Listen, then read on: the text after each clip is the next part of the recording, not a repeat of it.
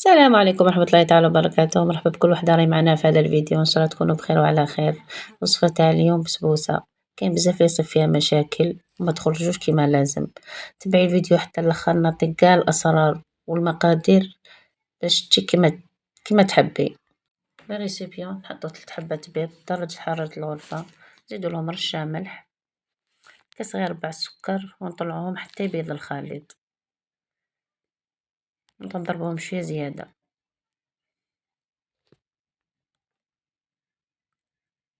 حتى نتحصلو على خليط رغوي، ونزيدولو كاس ناقص أسبوعين تاع الزيت، نزيدوه بالعقل شوية شوية، منحطوش على ضربة، وهذا هو السر الأول. المقادير ما نحطوهمش قاع على ضربة، نحطوهم بالعقل. كاس ناقص 2 سبعتين حليب، كيف كيف نزيدوه شوية شوية، مبشور الليمون، ومغرفة صغيرة تاع لافاني،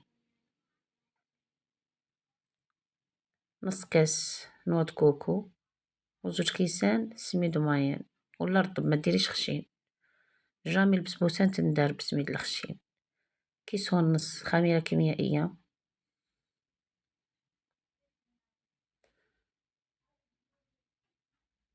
وندخلو السميد قاع في السوائل،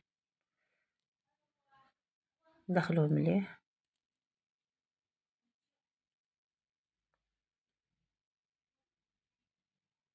أهم سر لنجاح البسبوسة هو ما طيبيهاش تمتم، لازم تخليها 4 ساعة على الأقل، حتى نص ساعة، حتى يتشرب السميد هذاك السوائل كامل باش ديريها طيب، تفرغيها في المول وتخليها طيب. نخلوها في الغيسيبيون، ما نفرغوهاش في السنيوة حتى 4 ساعة، حتى نص ساعة باش تفرغيها. دخليها في فرن 180 35 دقيقة، كي تشوفيها حمارت مطروفش عيلة من الفوق تحمر، أنا هذا هو الطياب اللي نحب تاع البسبوسة تجي حمرا. سير وجدتو مقبل كاس سكر بزوج كيسان ما، كي طيب نزيدلها 2 مغارف عسيلة، تديلك 2 كيسان جربات، نخلوها تريح ثاني حتى تشرب كامل الشربات باش نقسموها.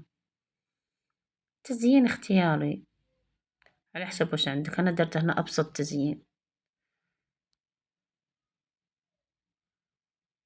إذا لحقتي لهنا ما تنسيليش الجيم والاشتراك، كاين وصفات بزاف حنشاركهم معاكم إن شاء الله.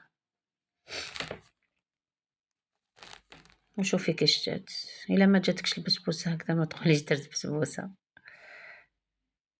تبعي كاع النصائح والمقادير إن شاء الله حتنجحي فيها. لحقنا لنهاية الفيديو، إلى اللقاء إلى فيديو آخر إن شاء الله.